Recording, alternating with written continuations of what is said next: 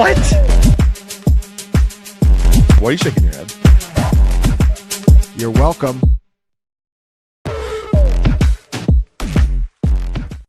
What's popping? Good morning. Good morning. Welcome to Hump Day with Hansen. I can't believe it's freaking Hump Day again. I'm Hansen. That's Tommy T-Bone over there.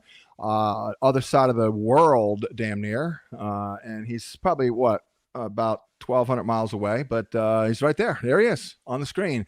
And welcome to the live stream. We kind of offer up some content here in the beginning, then we do our Q&A. It is Hump Day, so we're in the middle of the week. I'm in the early stages of preparation. I have files prepared, though. I've pulled in all the schematic matchup data. I've got our point totals arranged by highest to lowest. We've got Browns Raiders the lowest. We have tomorrow night's game fifth lowest, by the way. It's November, so I'm already preparing to play a bunch of unders. So lot to get to, I guess. We can talk a little players to trade and trade for.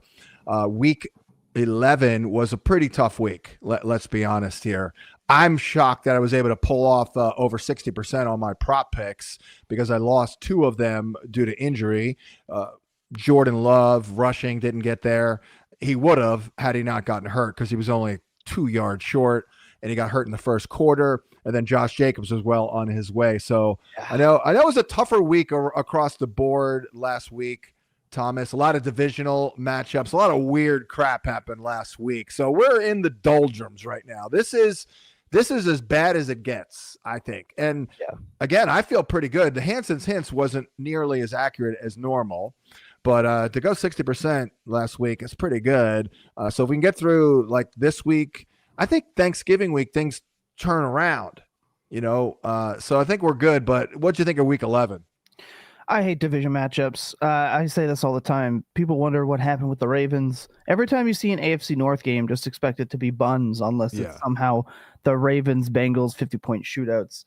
I just don't like division games. They're tough. They make no sense. They never follow the data. Everybody knows everybody. Yeah, it's just a weird phenomenon where we have all this data that suggests how teams play, what they do, how they're going to do, etc. And yet all of a sudden you get like a weird division game. Let's say the Bills Dolphins, for example, not this week but the week before, and no one saw that coming. But it's a division game, so you look at it and you go, it makes sense. Yeah, I think one problem, quite frankly, is once we got to week 7, 8, a few weeks ago, maybe even a little earlier, we had the data and we trust the data because we got 7 or 8 weeks.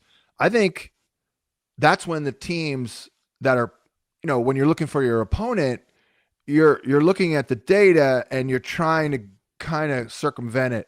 You're kind of trying to go around it, So if the data shows that you're going to pepper your number one receiver with targets, obviously the defense knows that too. So that's when maybe you change things up a little bit, things like that. So, we are always playing that game of, and it's often an exercise in futility, but we're trying to handicap the chess match between the coaches. And I mean, that's as hard as it gets. I mean, that's like game planning and preparation. There's like a lot of people on every team involved in that process. So, we do the best we can. Somebody's got to win, at least in terms of traditional fantasy. By the way, that said, Thomas, Lamar looked like absolute dog dirt. I mean, I don't think and I didn't watch the whole game. I will be perfectly honest. I only go back and I rewatch maybe 4 or 5 games a week that with a lot of things that I'm looking for and don't know about. But what did you think of Lamar last week? Because his body language is awful. He's hurt. Yeah. I mean, that's the only explanation. Not only is he hurt, but he had Myles Garrett in his face the whole game because Falele is the worst offensive guard I've ever seen play football. That guy's a turnstile. But Myles Garrett can't be blocked. No, he can't. So when you add that, like he put Rosengarten in a booth and had him spinning. Yeah. Huh? So he is unreal. That wrecked things. They couldn't run the ball. I don't know why they do this, like hand the ball off to Derrick Henry while he's standing still thing. just so he gets hit in the backfield instead of just giving him, a running start. Like feed him downhill, get him started downhill, baby. We got people in the chat saying happy November. I just think the offense is a little broken right now, and I think they'll get it together. But yeah, he's missed some throws, but he's got no time and he can't move. Like there's no threat for him to pull it because everyone knows he's hurting. Yeah. It shows. Yeah, we think sometimes these guys are impervious, but you can just see in Lamar Jackson's body language that he is like a shell of himself. He did have one run where I thought I saw some quickness. He's saving it for emergency, but I also think that as soon as I'm not going to get into more Shitter Sanders discourse because I've already got the cult coming after me, and I've talked about it on Dynasty Points and a mini pod already. But I will say he stinks. The minute he came in, I think the Ravens went, we can slowly chip away at this thing. Like we can kick field goals to win the game. And it kind of looked like that to me. Right. Until Mark Andrews' insane rushing touchdown, which he hit, by the way, a faster in-game speed than Xavier Worthy has hit all season. So there's that. That's that. Well, I guess he's not done, maybe right? 21, I think it was 20.8 miles per hour. But if you look at that game objectively, you could see the shift happen for Baltimore. But yeah, they get the Jets this week. They get to kind of tune up. Yeah. We'll see what happens. But yeah, it's hard to imagine playing Lamar Jackson with like 80-yard rushing upside for the rest of the season. Like it's tough because I think he's more banged up than he's gonna let on. Yeah, he's never gonna say it, but I think he's hurting, and you can kind of see it by the way they call the offense. So something to note for fantasy managers. Yeah. I also want to point out that the Ravens just turn into the Raiders anytime they get inside the 5-yard line. They cannot run the ball. They're the worst inside the 5-yard line team I've ever seen in my life. The Ravens are the Vikings in that everyone's just deflated and there's like an elephant in the room. We don't know exactly what it is.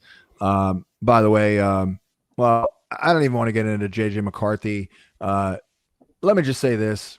Two things can be true at the same time. McCarthy needs to play better. The guy's had 5 starts, all that. And Brett Whitefield's with me on this. The team's letting him down, period. Justin Jefferson is a front runner. I think he's a great role model. I've said it a million times. I think he's one of the best role models in sports. Dude's a front runner. That's it. Like you're struggling because your butt hurt that you're making a switch at quarterback. Too bad, dude. Too bad. I'm sorry. He makes a lot of money. They signed him to a big extension. There are a lot of people in the fan base that have been rooting for them for decades before Justin Jefferson was even born. And they have not drafted a good quarterback in 70 years. Dante Culpepper doesn't count. And I'll tell you why. And here's a story I've told a million times. In 2000, the Vikings were unstoppable. Dante Culpepper, I ranked at 3 at quarterback. He had 0 starts. I had him at 3 behind Kurt Warner and Peyton Manning. And he had 40 touchdowns. Robert Smith ran for 1,500 yards. Randy Moss led the NFL in passing touchdowns. Chris Carter caught over 90 balls. They had 2 Hall of Fame receivers, all-pro running back, a great offensive line. I went to the 2000 NFC title game with Mr. Adam Kaplan. Seats on the 50-yard line, 20 rows from the field. Pre-game warm-ups, I tell Kaplan, we're done. He's like, what are you talking about? I'm like, these guys don't want to play. They're going to get killed. He's like, you're crazy. They lost 41-0. And Culpepper threw 3 interceptions, and he threw for 78 yards, and Randy Moss caught 2 balls for 12. So Culpepper doesn't count. Do you know? Yeah. You know my favorite player from that 2000 team? Who? Is Jim Kleinsasser. Jimmy Kleinsasser. Yeah. I don't know why I remember him just so vividly, but something about his name has stuck with me my whole life. Right. Shout out fullback. He was love. all right. Need to give love for fullbacks. He was a good little weapon there. He could do a lot of different things. And I don't mean to throw Dante Culpepper under the bus. I've actually hung out with Dante Culpepper at an event, and he's a great guy. I got a picture with him. I thanked him for making me look good back in 2000, but that was ugly. Kaplan left at the half. We took two different cars. No. He left at halftime. That's a guy, he'll walk out on movies. He walked out on Jerry Seinfeld once. Oh, goodness. Literally walked out on Seinfeld. Okay, so he left. And by the end of the game, I was getting high fives and standing ovations from all the Giant fans because they were so happy that they were getting ready to face your Ravens in the Super Bowl. Yeah. It was I was walking out of the stadium, and I was going down the escalator with a dad with his little kid, a Vikings fan. And that's when I had an epiphany, and I wrote an essay on ESPN.com about this. I'm like, I looked at the kid. He's all sad. I'm like, hey, kid, do you ever hear of fantasy football? And that's when I realized that I'm really good at fake football because I probably know deep down that I'm not going to ever win a real one because, I root for the Vikings. And when you're the Vikings and you're in a big game, number one, the other team knows that you're going to choke because the Vikings have lost more games in the history of the NFL and the playoffs than any other team. So that's number one. So this is why I've been saying we need a transcendent guy. We need a different guy.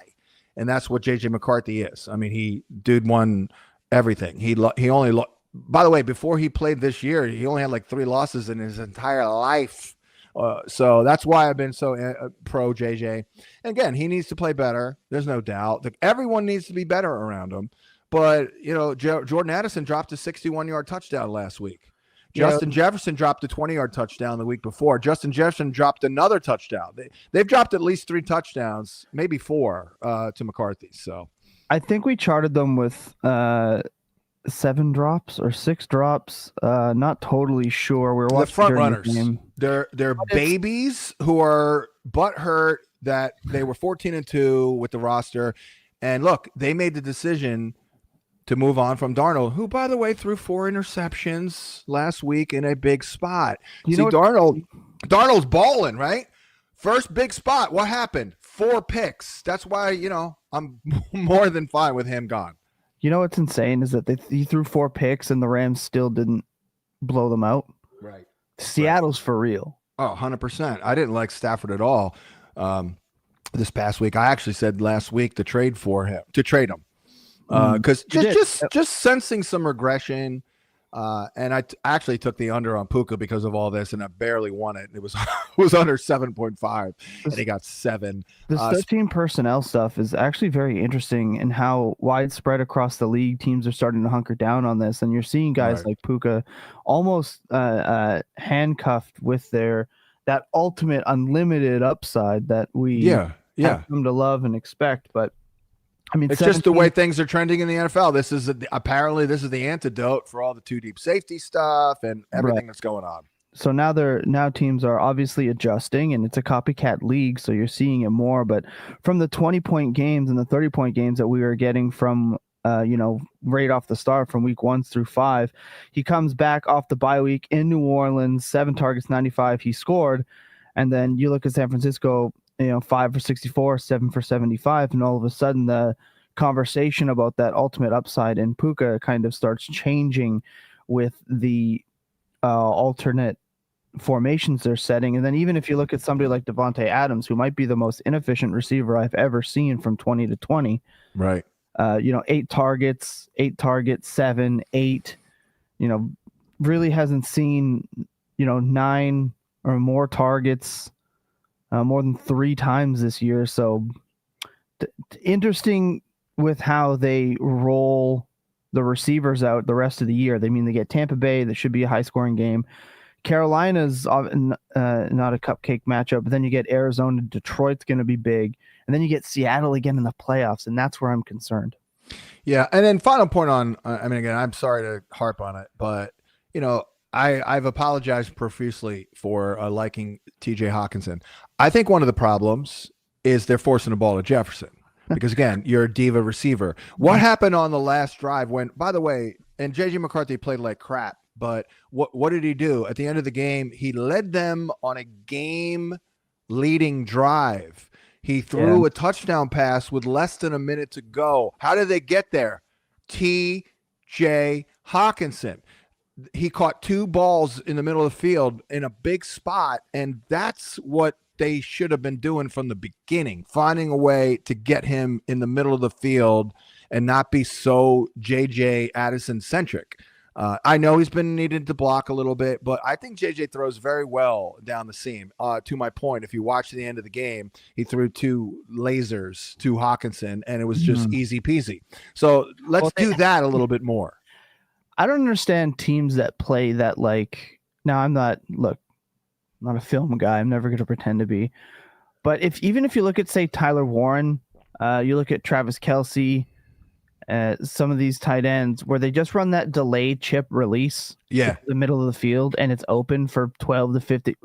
Why do we wait to the fourth quarter to run this is something that is beyond me. But I really hate prevent defense, which is also a serious problem. But even on if we're going to look at it objectively, even on the touchdown to Jordan Addison, he had a wide open, I believe it was Hawkinson in the middle of the field again. True. And rather than take the check down, he chucks it into the end. Great throw, back shoulder, all that. Yeah. I don't think that's what you're going to get with him. I have a comp for you, Guru, and I don't know if you're going to like it. What is it?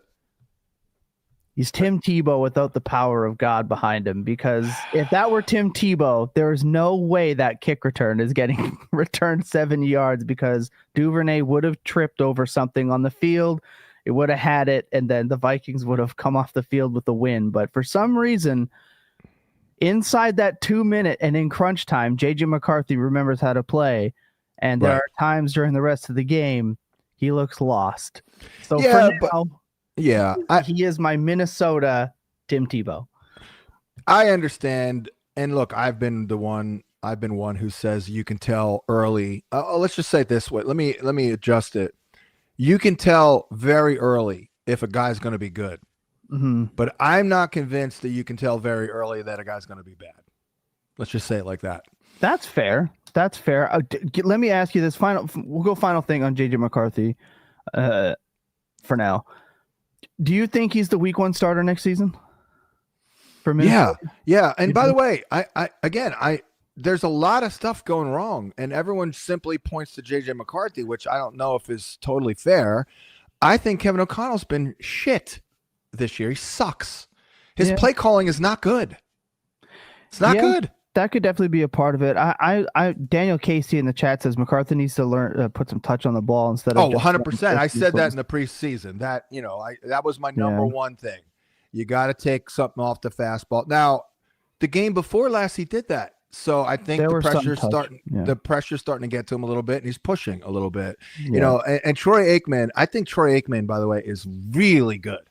Like, he is really good. Like, he not the greatest personality. He's not John Madden, but man, I miss that guy. He is so good, Aikman. And he said all preseason, no quarterback had more pressure on him than JJ McCarthy, and he nailed it. And the pressure's showing. Real quick, players to trade and trade for. I actually put Lamar on there. And look, they got the Bengals twice. Yeah. That's it. They have the Bengals twice in their next 4 games. Jared Goff, I think, is a pretty good buy low based on the upcoming matchups, as I wrote in the article. Derrick Henry is going to start hitting it here, starting this week. No Quinnen Williams. Got the Jets. He's going to get 29 carries. Then he's got the Bengals. He's going to run for 300 yards in his 2 games against the Bengals. James Cook, schedule's not amazing, but he is. I think the Josh Allen game was a little fluky, let's be honest. James Cook has been their identity. He's hit a little bit of a lull. Maybe he's hit a wall, but I do like it. You do also have a league-winning matchup in Week 14 against Cincinnati. Kyron Williams, he's doing all right. The value's not down, but I've been a little down on their passing game starting last week or the week before based on these matchups. I just see a lot of running. Tampa, Carolina, Arizona, maybe Detroit. Here's a low-end guy, Ramondre. I know no one cares about him because we're all enamored with Travion Henderson, but I think there's room for a second running back. Obviously, goal line stuff. Yeah, good matchups. it's hard to see this becoming like a 70-30 backfield as much as fantasy managers kind of want it to. Like maybe it is at the very, very end of the year, and I don't think Ramondre has that same leash that he had before. Sure. If he fumbles, then all bets are off. Yeah, there might be a little bit less leeway for him to make mistakes, but I think you're right. He's definitely not going away. No. I mean, they stuck with him despite those fumbles, so that said a lot. And then it worked because he hasn't fumbled in a while. Alvin Kamara, I thought he was in the dirt, but I thought he looked pretty good in their last game. And all of a sudden, you look at their fantasy-friendly schedule here with volume. I mean, this is a weird one. No one's talking about Alvin Kamara. But again, Thomas, Atlanta, Miami, Tampa, Carolina, New York Jets, Tennessee. I mean, come on. Yeah, it's still going to come down to his pass work, right? And we're coming out of the bye week. Shuck was actually not that bad, in my opinion, against a decent defense. I'm a Shuck guy. At this point, I'm a Shuck guy. By the way, he got 3 for 32 last game. That's a good sign. Along with 22 carries. He got 25 opportunities, for God's sake. Yeah, absolutely. So he did look okay. He looked a little inefficient, but again, that Carolina defense is nothing to shake a stick at, if you would. I'm getting my sayings mixed up here, but I'm not out on this Alvin Kamara. You know, buy him as cheap as you can. Oh, so. Of course. Yeah. I mean, no one really cares about him, but I'm just saying, I look at him. I think Kellen Moore is going to ride him as a foundational player. Why wouldn't you? I mean, he is Alvin Kamara. He looked pretty good last week. You're starting a freaking rookie quarterback. Granted, the guy's 37 years old, played college football for 22 years. But I think Tyler Shuck throws the football pretty darn well. Terry McLaurin. Hey, Terry McLaurin. You want to talk about buying low? I mean, that's low. But I've been eyeballing that matchup against Dallas in Week 17. They have the man-heavy Giants in Week 14, Eagles in Week 15. He's always been a divisional opponent killer. Tyler Warren's on my list here. A little bit of a lull, but really he's got 4 incredible matchups for tight ends. Weeks 14, 17. Jacksonville, Seattle, San Fran, and Jacksonville again. Then some players I wouldn't, believe it or not, I'm very pessimistic about Burrow and the Bengals. I mean, it's kind of stupid because you've been sitting on them, but I wouldn't be opposed to flipping them for help elsewhere. Same with Josh Allen. I know it sounds crazy, but I think it was a little fluky. Maybe he puts on the Superman cape the rest of the way, but I see him underwhelming more often than not against Houston this week. Although I guess the schematics are good. He'll probably run. New England, that's bad. Cleveland, that's not good. Eagles, that's not good. So again, I wouldn't be opposed to it. I'm not saying go out there and sell, but I wouldn't be opposed to it. If maybe you have Daniel Jones and you have a huge hole somewhere, I wouldn't be opposed to it. I wouldn't be opposed to actually trading Daniel Jones as well, though. I only brought that up because he was next on the list.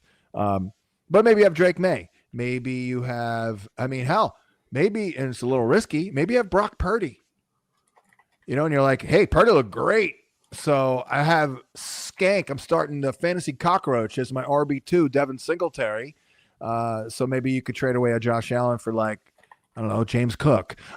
Drake London, I know it's pretty obvious he's hurt, and Kirky Cooked Cousins is in there.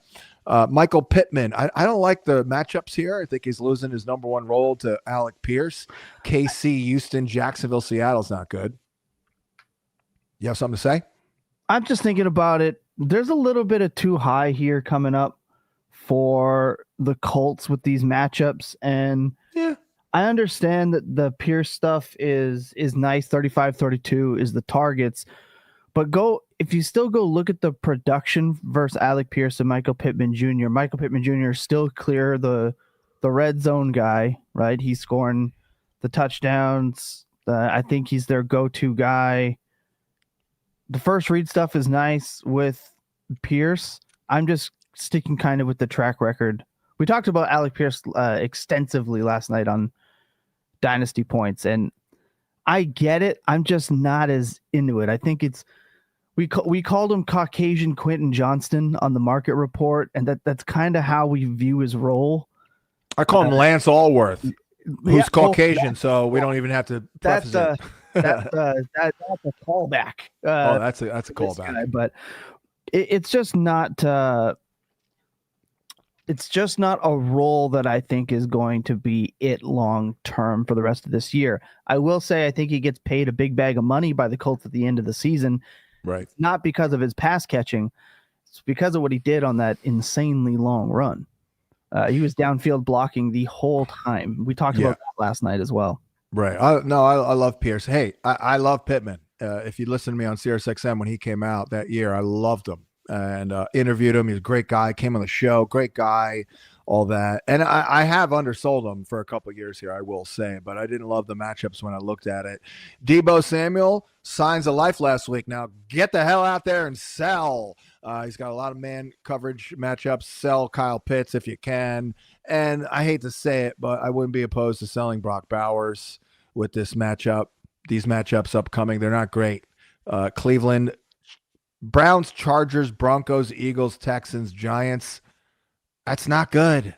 And Pete Carroll is pretty stubborn and looks like he's not going to bail on Geno just yet. And I'll even put Puka out there, as Scott Barrett noted in the Everything Report. Yeah, and that's about it. I don't have anything else here. The rest of the content people can get on the site, Hansen's Hints. So I guess we can just open it up here, Thomas. Let's open it up to the people. Let's kick this off. We'll start these with the couple super chats that we got here early. Just have to find Scannies, who's for some reason Scanny. Guess who's back? Here's some extra dough to help along with the long-winded question and the follow-ups I'm gonna have. Okay. Should I trade Rice or CD for Kyron plus Waddle? I have Mahomes, Stack, JSN, and JMO. RBs are Cook and Jones. Concerned about Rice, CD, Jones upcoming schedule, and I need to win out and win this week. Got Mahomes. Got Jet. Let's. And if you had to trade Rice or CD, which would you move? I think this is an iteration of the question from last week. I mean, Rice had a bad game last week. He dropped a 22-yarder. It didn't look good. George is just, man, he is just commanding the ball. But as I predicted, a lot of people did with Jake Ferguson, even though he scored last week, I had him Jake Ferguson as a sell, trade. He's kind of been the odd man out, and they're just hey, that's good coaching too. They're just peppering the ball to Pickens and CD. But can we pull the question back up so I can explore here for Scanny? Yeah, absolutely. Here we go. Should I trade Rice or CD for Kyron plus Waddle? So you got Mahomes, you got JSN and JMO. Okay. Cook and what was that? Aaron Jones? What am I missing here? Yeah. Okay. Yeah. Concerns about Rice, CD, Jones, upcoming schedule. I need to win out. And look, I think this is pretty good. Mm-hmm. Question is, let me see the schedules here. Because I think, isn't Dallas kind of nasty? I mean, Dallas has got, Philly, KC, Detroit. By then, Minnesota could give him. I mean, boy, that's not great. Now, week 17 looks great. Let me take a look at Rice's. I mean, the Chiefs are going to make the playoffs, guys. They're just going to. Yeah, and they have to keep winning. So, I would go ahead. I was going to say, you have to remember, the Dolphins are on their bye week. So if you do this trade this week, you're losing a receiver outright. Right, but he's got JMO. And that's the key, because JMO is a pretty damn good 3. So it's a little, can you start 4? Probably not. Right. So I think I'd get the upgrade with Kyron. I think I would trade CD and Waddle for Kyron. And CD for Kyron and Waddle. Okay. That's what I would do. I like it. I don't like the schedule. I mean, look at that's fair. Look at that schedule. I mean, Dak Prescott, he's on fire, but he can also go away and die. You know what I mean? Like he's streaky. So Philly, KC, Detroit, Minnesota, LA, that's a pretty nasty run right there. I mean, I could argue maybe not Detroit and the Vikings, I guess. But I mean, at least Philly, KC, those are two of the top 7 toughest matchups out there. I know KC hasn't been dominant, but just knowing Spagnuolo and all that, he's good. So I'm going to trade CD there. I like it. Mark says, looking for a trade grade, please. Send Uncle Rico for Devontae Adams. His other running backs are Trevion Henderson, Chase Brown, Quinshon Judkins. He's got Warren Harvey. He's got the entire fantasy points favorites from the running back class. That's a good trade. Wide receivers are CD, BTJ, and Ricky Peer. He wants a grade. I'm going to give you a B+. I'll also go B+. Yeah, I mean, it's good. I mean, Adams doesn't get a lot of volume, but the guy scores every week. Every single week. Every single week. Yep. Vince says, I lost Kraft and been rolling with Musgrave or Mason Taylor. 14-man skank, 1 PPR. I give Pittman for Keenan Allen and Mark Andrews. My other wide receivers are St. Brown, Rice, Watson, and not much on the wire, Fant or Likely. That's light. That is light. But I just, yeah, Musgrave's bad. I almost Kraft. What's that? There's no Tucker Kraft for everybody that argued with me that he was #better. He's just different. And, you know, he's more of a downfield threat. Kraft's a run after the catch guy, and they're just not throwing it. Well, they've taken a couple shots to Musgrave, but hasn't completed them, I don't believe. I see. Here's the thing. If I knew that we were locked in with Tyrod Taylor, I like Taylor because of the matchups. Baltimore, are you guys playing a little bit more man now? I can call it up just to see, because this changes with their injuries. I think they're healthier. I was wondering maybe they got back to a little bit more man. Humphrey's still not back. It felt like they did. The problem is I just watched the Cleveland game, and it felt like they had a very specific game plan, especially after halftime. Exactly. Yeah. To send everybody every snap. Right. Because the Browns only check it down. So it's very hard for me to gauge if they're playing more or less. Let me see the last 3 weeks, what they're doing. Last 3 weeks, it doesn't look like they're playing as much. The last 3 weeks, they're like middle of the pack. So it's a little more zone. So I like that. And that I say that because Mason Taylor has clearly shown that he's better against zone than man this year. So the Ravens right now, again, they're not, I wouldn't say that, they're a little 50-50, or not 50-50, but they play a decent amount of man. Why can't I freaking, oh, there they are. Yeah, I mean, 66.7%. I guess that's not too bad. And then the Falcons, that's now a good matchup. The Dolphins, that's a good matchup. I think the Jags are a good matchup. I think the Saints are a good matchup for Mason Taylor. I might try Mason Taylor out as opposed to doing the trade. Because St. Brown, Rice, you got Christian Watson. Yeah, okay. You know what? I didn't see it was Watson. I'm very high on Watson. I don't think he's a bad 3. So what do you think here with Mandrews? He's got the Bengals, man. 2 games in a 14 team league. It's I think totally this is a totally fine trade. It's totally touchdown dependent, but Mandrews can score a lot. I'll do it. I'll do that deal for Mandrews because the Jets matchup, that's not bad actually. They'll still play man, and he does good against man. Then you got Pittsburgh. Doesn't matter. They're terrible. Then you have Pittsburgh. They'll play man. That's good for Mandrews. Then you got Cincinnati again. Doesn't matter. They're terrible. And then you got New England. They'll play a decent amount of man. So, yeah, I think Mandrews can start scoring. I like it. Continue scoring. I like it. Hansen's trade article from yesterday is not available. Working on the site. Must be a bug. Could you list who's there? Guru, I'll take care of this if you want to answer the question. Well, I want to see what the hell happened to the article, though. I mean, what is the...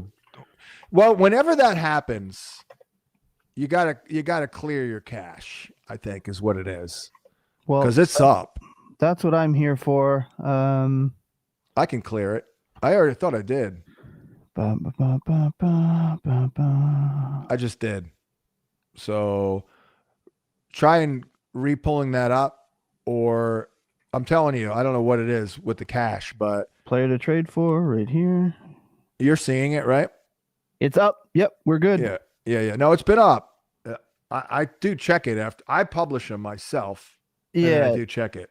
So we've already talked about a few of these from here, from Lamar Jackson, obviously Ramondre Stevenson, Kamara, Terry McLaurin, right? Jared Goff, Jared Derrick Henry, James Cook, Kyron Williams, Kamara, McLaurin, Tyler Warren.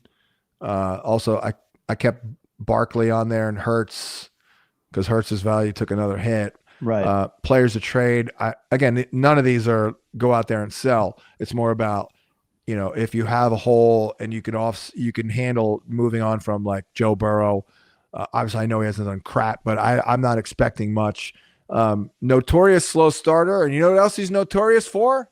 Getting hurt. Josh Allen, not selling at all costs, but I think that was a little fluky last week. Daniel Jones, Drake London, obvious. Michael Pittman, I didn't love the matchups. Debo, forget it.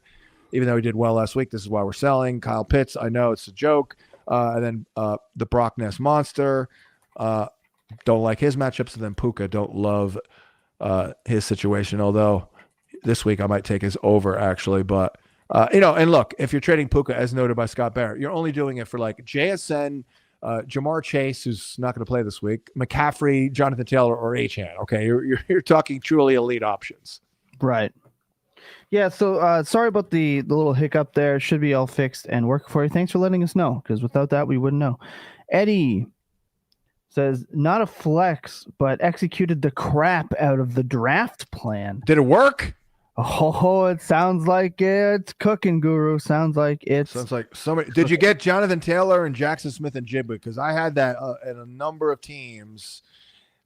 Taylor in the second and JSN in the third, because I was kind of into opening wide receiver. So imagine opening with like Lamb, Taylor, JSN. Terrific. Yeah, JSN. It's got to be JSN and Jonathan Taylor. Got to be the two best calls of the season. You can get a preview of the Fantasy Points Premium if you want to right now at an insane discount. We're absolutely crushing it on all things DFS and props. The premium includes all of our DFS content. So if your season is not looking so hot, not looking so great, you can still cop a subscription. We started giving out recommended anytime touchdown bets in week 6. We're up 30 units. Yeah. In just the last 6 weeks. To put that into perspective, a $100 bettor is currently up $2,960 on those bets. Over an even larger sample, our legendary IDP Justin Varnes is up 103 units with a 65% hit rate over the last 3 years. He's unbelievable. He's unreal. You can cop a Fantasy Points Premium I hired him, baby. Yeah. That's me. Right here. Guru's got the eye. You can cop a premium subscription right now for $87.50. That's not per week. That's for the rest of the year, now through March. Less than $90 gets you access to all the betting and DFS content. That gets you access into the Discord. That gets you one-on-ones with guys like John Proctor, Scott Barrett, Graham Barfield, Ryan Heath, etc. You can also use promo code GURU to get 50% off that discounted price. You can either use the QR code on the screen or the links in the description. Now that I'm good with that, because I'm a company shill. Right. By the way, real quick, when I formed Fantasy Points, yes, I told, I spoke with a number of advisors, if you will, my accountants, business people, and I told them my plan, and they all thought I was crazy. Basically, they all thought I was a little too generous, and guess what? They were wrong. So what everyone has been doing is making me look good. I think, like the awesomeness of the staff. I kind of feel like, backpatting myself over here. You know what I mean? Like, because everyone's awesome, but I did bring it all together here, and it's going very well. I truly do believe that you can win money, like straight up, like pay your subscription off with the content. Basically, that's kind of what we're here for. Yeah, and it's a little bit different of a team. We do things a little bit differently here at Fantasy Points. We have a little bit of everything, little bit for everyone. And like I said, prices are so low right now. Why not? Right? And everybody, everybody is like, I know we don't have a lot of females on staff, which I don't know what we can do about that. We're a bunch of dudes. We're a bunch of dudes. It is a I was going to say something funny, but not very reverent, so I won't. But everybody, all these dudes that were here, like I would not be here if all these dudes weren't awesome. Period. Like straight up, and that's all playing out. Like Joe and Tom, especially because I've been with them the longest. But of course, Graham, and a lot of people don't know this, but I'll end with this. I interviewed for a position over a decade ago, and it was down to Graham or Scott Barrett. And I opted for Graham. And the reason was I thought Scott Barrett he scared me a little bit because I thought he was a little too ambitious. Okay. So, a couple of years later, when we decided to do all this, Graham was working for NFL.com at the time in Los Angeles. He was actually the managing editor of NFL.com Fantasy. So I talked him into leaving that position. And then he wanted to bring in Scott, and I'm like, yeah, let's do it. Slam dunk. Yeah. Anyway, little history lesson there. Well, I mean, I've told you the story. I targeted Fantasy Points as a place for my podcast, the Full Tilt Dynasty podcast, to go early, probably 2021. Right. And, we got there, and it's the most unique environment I can say I've ever been in. So we love it. Have Kincaid and Ertz. This is from Chris. Have Kincaid and Ertz. If Kincaid can't go this week, do I drop Pollard, Charbonnet, B-Rob to get streamer tight ends hoping for Strange, or drop Ertz, Kincaid with Strange as the rest of season tight end? Yeah. I mean, Pollard, you can drop like a freaking bad habit, man. It's unbelievable. I actually liked Pollard, and I'm sorry about it. Me too. He was a 7th round pick, with my guy Spears hurt all year. They got 3 freaking number 1 picks on the offensive line, along with the best freaking offensive line coach in Callahan, and it didn't work. I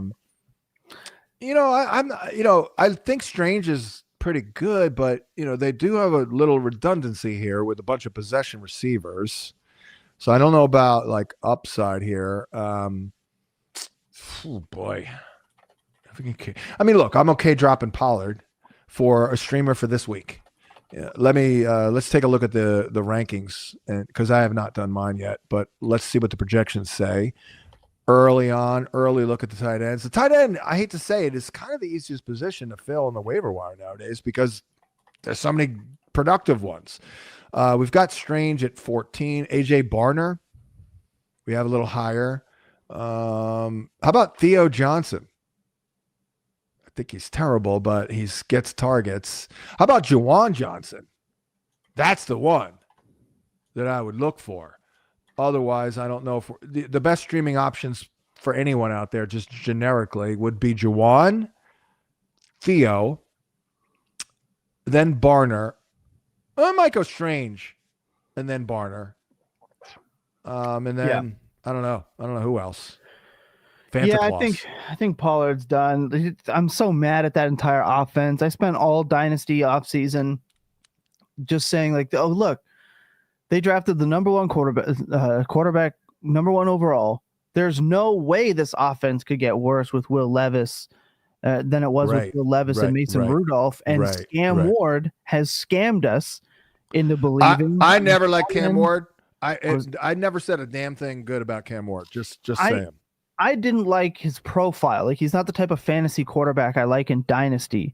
I thought for sure he could at least prop up Calvin Ridley, our guy. I did think that. I thought it was an upgrade from what they had last year. And then of course you start worrying when a coach gets fired, then they bring in an interim. It kind of it changes the entire season and not for the better usually. So I'll get Pollard. Let's drop Pollard. I like that. Let's help Chris out though, because that's a $10 one. I'll tell you what. Go to the schedule adjusted fantasy points allowed tool because it's just not points allowed. It obviously adjusts for the opponents, and then click on the last 5 weeks because that's how NFL teams prepare. You don't look at the rest. You don't look at the whole season, right? And I learned that 25 years ago. NFL teams only look at the last 4 to 5 weeks. That's it.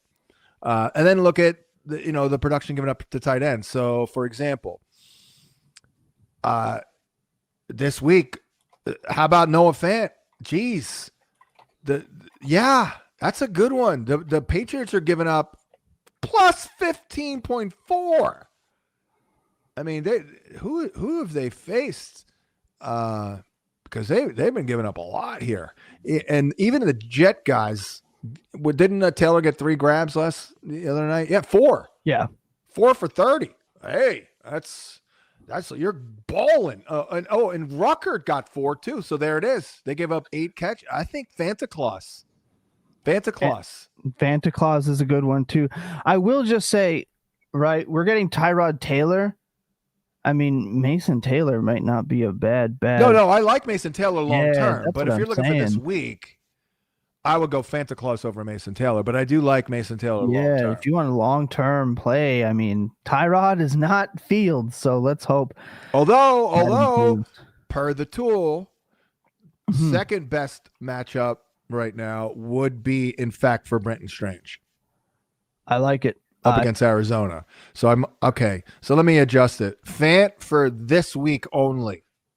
But if you want someone for this week and beyond, I am going to go Strange then. I like it. Agent, just want to say if you miss it, Agent, you left a comment about the site being down yesterday. The internet went down yesterday pretty much. So that should be good. You should be good to go. We ran into a lot of issues yesterday, but we're back. I've been traumatized. You know how many times I've been traumatized over the last 30 years? Because of the website has been down. Yeah. I've lost a number of years of my life due to that. Yeah. So we had some problems. It should be back up. We apologize for that. Obviously, hopefully we've made that up. He has a question here. Hi guys. Start one. Young, Darnold, Shuck, Lawrence. Also, he has a second question. We'll start with the quarterbacks. Young, Darnold, Shuck, or Lawrence. I mean, it's not Shuck. Let's start Shuck. There. Okay. It's probably going to be Lawrence or Darnold. Let's take a look at who we have here higher. Lawrence is actually since week 5 he's averaging 19 points a game, mostly because of his legs. He's got 5 I believe he's got 5 rushing touchdowns. We have Lawrence over Darnold. Thing about Darnold, the thing about Darnold is, will they need to throw a lot? But I could also see them ripping him. And Darnold with 22 attempts, but he throws for like 240/2. It's the touchdowns for sure. Like, could you imagine Shaheed getting that deep ball that we've been hoping for since they traded for him? Yeah. And JSN putting it up again. I could see that coming this week. I think I'm going Darnold. Bounce back game, get right game. I like that call. I think I am too. Non-PPR start one, Watson, Pierce, BTJ. It's not BTJ. BTJ's dead. Yeah, he's done. High ankle sprains, rough offense. He's probably not on the Jags next year. What a disaster. Oh, my God. Hey, you know what? Let me scratch my complaints from last year. Thank God I drafted Ladd McConkey over Brian Thomas Jr. because I was mocking myself last year for doing that. But thank God I wasn't a donkey. I took McConkey. That's there's your next T-shirt right there. Oh, that was my line. Don't be a donkey and draft Ladd McConkey. His rookie year. Watson or Pierce? Okay. Let's take a look. See, I know our schematics like Pierce. Yes, but Pierce will also see a good amount of McDuffie. Yeah, that does scare me. It should. So let me take a look at the schematics here real quick for Watson, because I'm loving Watson right now. I'm loving what I see. I've been pumping him up. I've always been a Watson guy. Let's take a look. Oh crap! I didn't get to that yet. Damn it! But I can look at it. I can still look at it. Watson. I got it right here. Ba ba ba. I always want to look at the schematics because every once in a while I'm surprised when I think something off the top of my head. Oh, that's a good matchup schematically. And I'm like, oh, whoa. I'm not meshing 4 different shells in my brain correctly, and the tool does it better than me. Watson, of course, now I can't. Oh, he's not even registering. That's a problem. He doesn't have enough snaps, I think. No. All right, no problem. Hold on. I'm not that worried about the Vikings as it relates to Watson. I could tell you that. Pierce, though, yeah. Just on volume alone, even though it's a non-PPR, more volume with more opportunity to score, I guess? For Pierce or Watson? For Pierce. He's getting he's getting more volume than. All right, well, let me check the schematics for Pierce real quick. And let's take a look. Let's dive in. Let's take a look. Well, we do have it as a negative. They play a decent amount of man. He's decent against man. He's terrible against cover 2. Cover 3 is his jam. He's pretty good. Cover 4 is all right. Cover 6, who cares about cover 6? Nobody cares about cover 6. That's a tough one. You know what? I'll go Pierce there. I like it. And then you've retired, but we've got the Raiders at home versus Shadur Sanders and the Browns, or Pat's defense against the Bengals. I think this is a fairly easy decision. I'm still going Pats. Against the Bengals? How many interceptions did Joe Flacco throw last week? The Raiders I'm taking the Raiders. I'm sorry. You're getting a 5th-round rookie starting his first game ever with Max Crosby on defense for a quarter. Is that a lock? He's already been ruled out? He's starting. Okay. Yeah. Oh, okay. So you're getting the Raiders defense versus the Browns and Shadur. I'll tell you what. Here's the tiebreaker. If Joe Flacco threw 2 picks last week, I'm starting the Patriots. Pretty sure he threw 2, didn't he? Let's take a look. Well, and no Jamar Chase. Oh, no, he only threw 1. All right. Oh, and no Jamar Chase. That's true. No Jamar Chase. He only threw 1, no Jamar Chase. And you cannot run the ball on New England. Like that has just been proven. I'm going New England. You just talked yourself into it. Okay. I get it. I get it. I'm there. There's just something. I think we talked about this last night.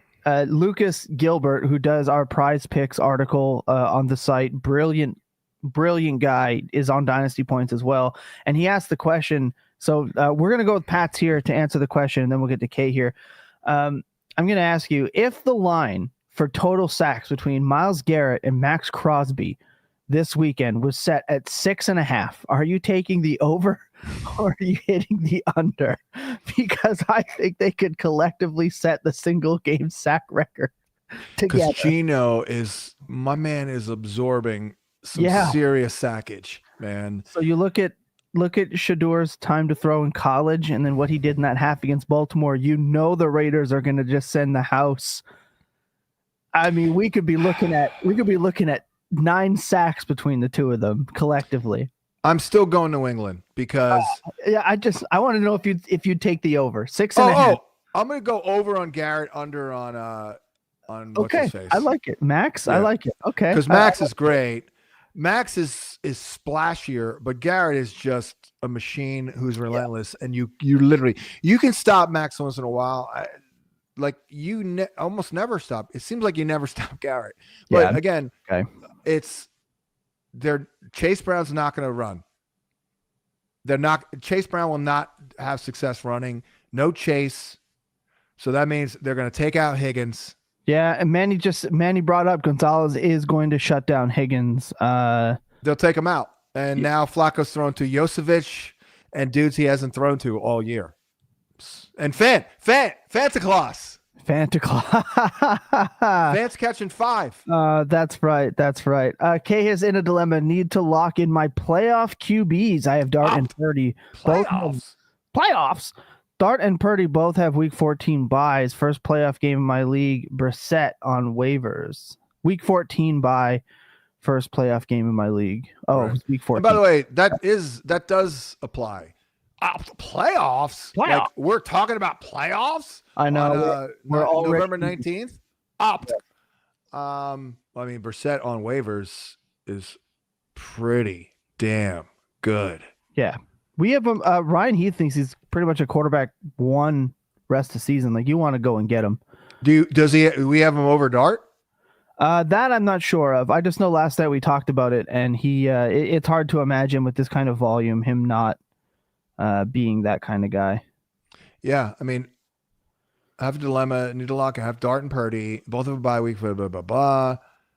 Who do you have to drop one of those quarterbacks to get Brissett? I think that's what he's saying. I'm of the. I would prefer to just drop the worst receiver or running back. Oh, for sure. But I would be okay. I'd be all right dropping Dart. I mean, really? I mean, if I had to for Brissett, yeah. Because Dart's getting you a 0. I thought he was playing this week. No, I'm just saying in week 14, Dart is off. Right. Yeah. Dart will get crushed against New England in week 13, by the way. He can only hold 2 QBs. All right. Let me just look at Brissett's schedule real quick. You got to look at these schedules. I mean, Brissett's got Houston in week 15 is kind of rough. But other than that, I think we're looking good. Yeah, I watched Jacoby Brissett, and he reminds me right now of a Hall of Famer who's maybe in his last year or two. It's kind of like Warren Moon in his last couple of years. Like, he's not as good, but he's pretty freaking good. Mm-hmm. You know what I mean? Like, that's kind of – I don't know if Jacoby Brissett has ever played this well. So I think we need to reevaluate Drew Petzing, by the way, in the offense, because it's pretty good. Hey, we talked about it with Marv. Dynasty points has been low on Marv for a while, and now we're kind of back in this. Well, we've kind of seen it with, Brissett and then Marv, and then we went. Well, then Michael Wilson steps into his role and plays better. So then now you're getting we're up and down with this whole Marv thing. But yeah, you're right. I think we need to reevaluate Petzing a little bit. Yeah, we do.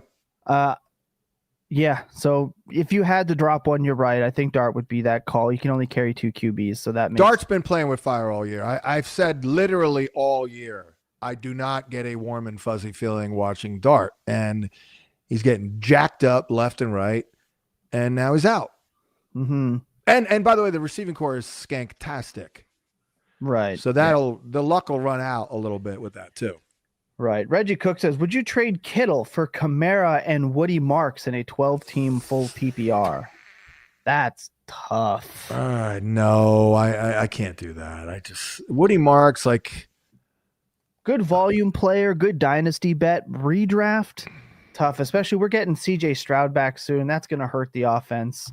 I'm looking at unders on Marks, by the way, for tomorrow. I'm looking at, how about this one? Rushing attempts under 15.5. He's done it twice, both times he's gone over that twice against the Titans, for God's sakes.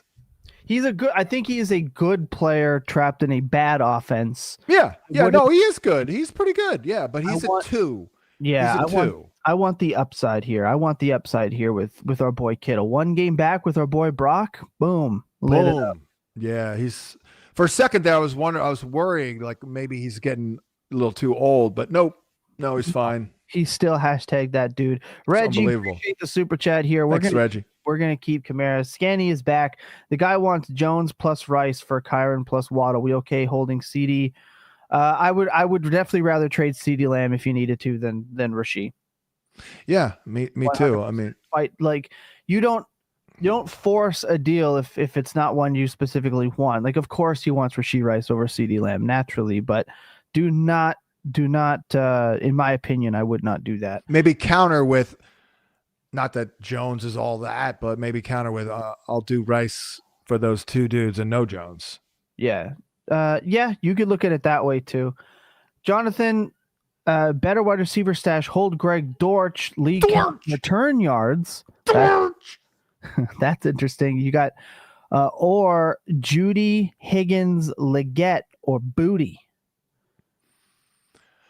That the return stuff is a little out of my wheelhouse. Where's Tom Simons when you need him? He's our kick return maven. Also part of the IDP podcast with Justin Vaughn. Yeah. You know how long Tom Simons has been working for me? I'm gonna say 22 years. 30. Oh my goodness. 30. That's crazy. Now that is crazy. That might be the record of longest employment association in the fantasy sports industry. Longest guru. I mean, name two dudes in the fantasy industry who've literally been working together for 30 years. Tough. That's tough. I've only been around the industry since 2019. I think that would be out of my wheelhouse. I met him on my first gig as a fantasy expert. You're not going to believe this. For a year, I was the resident fantasy expert on Prodigy. You don't even remember Prodigy. I have no idea what Prodigy is. Prodigy was the precursor. It was before AOL. It was just like AOL, and it was pretty big. You know who else I met on doing that gig? And I hired him and started his career, Scott Pianowski. Oh, wow. Who's been on Yahoo for 20 years. But yeah, Scott's first gig right here. So this is probably why I won that Hall of Fame thing. Yeah, because I have started a lot of careers. That Hall of Fame thing. Right there. But who do we? I know. It's just the way you said it. It's just so funny. But I mean, the return yards makes this a really. I don't want. We got to answer the question. I'm sorry. Yeah. My bad, dog. Let's start. Very sorry, Jonathan. Let's eliminate Jerry Jeudy from this. Well, I want to go Booty, but I don't know how much. Dortch, I think I'm going to go Booty because I'm going to guess that when they're back healthy, that Dortch won't do crap receiving. So it's just the kick return stuff. If the kick return stuff is a 1-to-1 valuable for receiving, I would go Dortch. If it's half, just judging by your league return yards, if it's say half is valuable, I would go Booty is how I would look at this. So his previous 5 games before last week with no Marvin Harrison, mind you, he had 14 yards total. Yeah, that's what I mean. On 5 catches. The return yard stuff basically has to be like a 1.5 multiplier because of what you're giving up potentially in the receiving game for points. So It needs to be the return yards would probably need to be a 1.5 multiplier based on the receiving yards. Booty, when healthy, has definitely been better than Higgins and Leggett and Jeudy. So I'll just to try to answer that with your given settings is kind of how I would approach it. This is how weird fantasy is nowadays, by the way. And this is something, again, I've been complaining about it forever. Way too many people involved and all that. We have literally the top outside receiver who's been balling all year, playing with a young ascending MVP candidate in one of the best offenses in the league, and no one cares. He's available in 65% of Yahoo leagues right now. Yeah. Booty. I mean, I know he's a little volatile, but there is a lot to like about Booty when healthy. Well, Guru, if you remember, he was a must-add for me at the start of the year, and you haven't been sorry about it. No. So in a non-PPR, I give Booty a lot of credit. He was barely drafted. He had some off-field stuff. I wrote that. So I interviewed him, and I thought I liked him. I was like, it was a little weird, because I knew that there was some stuff that off the field that was a little weird, and I was just like, "Yo, dude, hey!" And he was cool as hell, and I was like, "All right." And I predicted that he would either get cut the first week of training camp or break Terry Glenn's record for most receptions by a rookie in New England Patriot history. Like, I was like, there's no in between with this guy. But to his credit, there actually kind of is an in between, and he's just hung in there, and he gets better and better. And now he's swinging toward the positive end of it. Like, he's really good. Yeah, he's definitely improved. Just notice Benson is going to practice. Harrison and DeMarcado out of practice for Arizona this week is something that just came across the desk. So Eddie here says non-PPR, Dak, Taylor, Cook, Judkins, RJ Corum. He's got JSN, Waddle, Debo, Brian Thomas Jr., and his tight ends, Kyle Pitts. He traded Debo Harvey for Saquon. Yeah, he says I love that for improvement. I think tight end. I think you could probably not play Kyle Pitts if you really willed it into existence. Don't play Kyle Pitts. Mason Taylor's good. But not the most ideal. If there is going to be a room for improvement, I mean, I wouldn't mind sending RJ Harvey to, or even I would even say move Judkins because that if in redraft, because I think he did the deal. He said trade did. Oh yeah, he already did trade RJ. I like the trade for Saquon.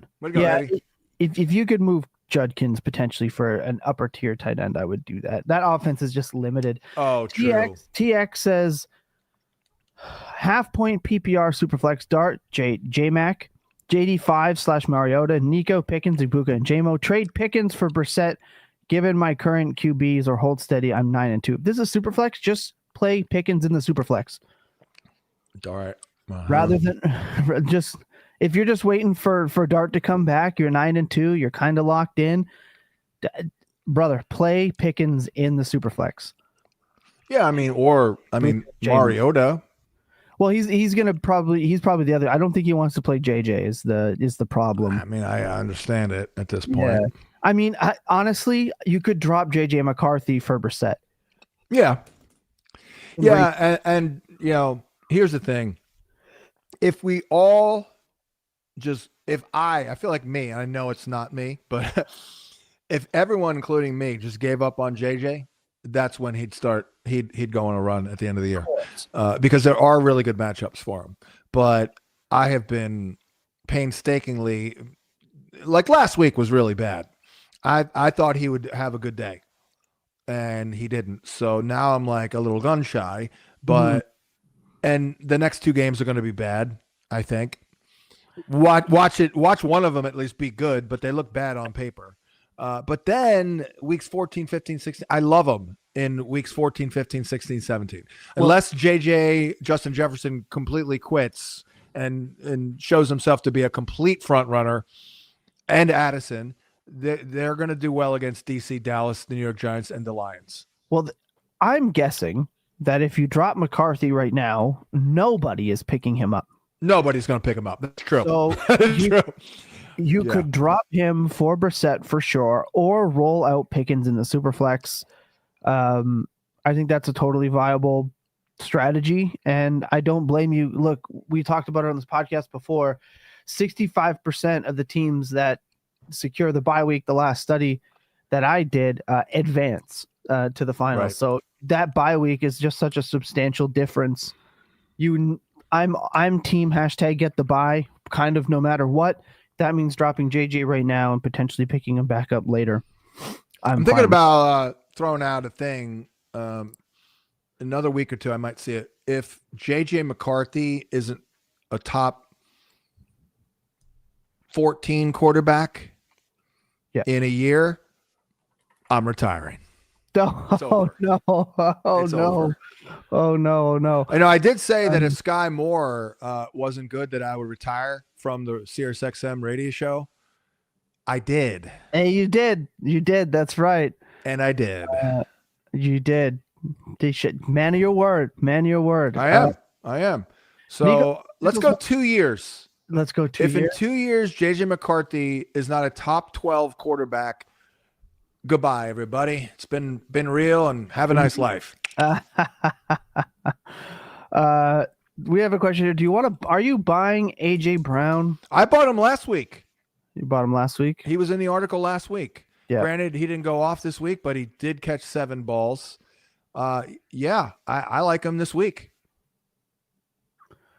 Against Dallas, they're playing man. He'll see a lot of Deron Bland. ER Batman says TT should field all questions from inside the ring. Look, That was a long time ago. Hey, your thoughts on Cam Scattaboo? We need your thoughts on Cam Scattaboo. I think he's hilarious. But was that risky taking a hit at the Oh yeah, but WrestleMania, whatever the frick it was? that was just a regular episode. Right. I love it to see people like get into it. He seems like somebody that would have really been into wrestling in his day. You think? Look, it's always risky, but keep in mind those are professionals. They're going to take care of them. Right. Was that comedian guy next to him flailing? Like, who was that guy with the mustache? Isn't that guy a comedian or something? I can't recall off the top of my head, but yeah. By the way, did you get to meet the Miz when he came on our live stream? Yeah, we recorded with him. I got to ask him some wrestling questions. Yeah, that's right. Yeah, I'm just making sure. Myself for a second. Great guy. Love the Miz, man. The Miz is a great guy. I'll spread his propaganda wherever. He's a great dude. I will say, like, I've gotten to completely off topic now, but I've had a very lucky career in my wrestling career. I've gotten to work with some pretty amazing people like Kenny Omega, the Honky Tonk Man, Brutus the Barber, some like, some really good workers, names that I'm absolutely forgetting, doing the same shows with like AJ Styles and getting to talk to these guys in the locker room and stuff. Very few people. It's very hard to make me starstruck is the point that I'm getting at. Right. With the career that I've had. I was starstruck talking to the Miz. I was nervous, and I don't get nervous often. He's phenomenal, and I really hope that I get another opportunity to do another pod. Well, we were going to do another pod with him this year, but he was in Europe doing something and he couldn't do it. By the way, we can end on this one. You know me, I love connections. I love local connections and things like that. Here's a wrestler who is from South Jersey. I told you that Jimmy Superfly Snuka used to live in my old hometown, and friends of mine lived in his literal house. But here's another South Jersey guy who I remember I was told was a teacher at one point in Atlantic City, New Jersey. But there was a time when I was doing a TV show where we came this close to getting him on, and I don't know what happened. We didn't, but King Kong Bundy is from Atlantic City, New Jersey. Yep. He's a South Jersey guy. He actually died in the town I went to college in, Glassboro, New Jersey. But yeah, a lot of wrestlers in Jersey. There really are. Like that's because we're carnies, and Jersey has Carney circus folk. Yeah, Small we are. hands. Like that's I can speak carny, right? I trained in wrestling. You learn that in the business, and that's part of the thing. You guys don't want to hear my wrestling. If you guys have wrestling questions, I get them a lot. You can DM me, Al Nostradamus, all over social medias. Links are in the description and everything. I love talking about it. Have no problem talking about it. But fantasy football, we got one last super chat. One more. Sorry, we can hit. It's all good. We're off track. Yeah, we do that every Wednesday. It's Hump Day. We're here to hang out. I have Wandale. We're just wasting corporate hours here. That's all we're doing here. That's just right. Wasting other corporate hours. Not ours. Not ours. He says, I have Wandale Judy Myers on my bench. He needs one in PPR. Judy last week, he caught a ball early in the game, and they were talking about like, they're smart. Like maybe like a little edict has been handed down. You got to feed this guy, or else we're worthless with Judy. But that said, it's Shador. I thought Myers looked great, but I still go Wandale there.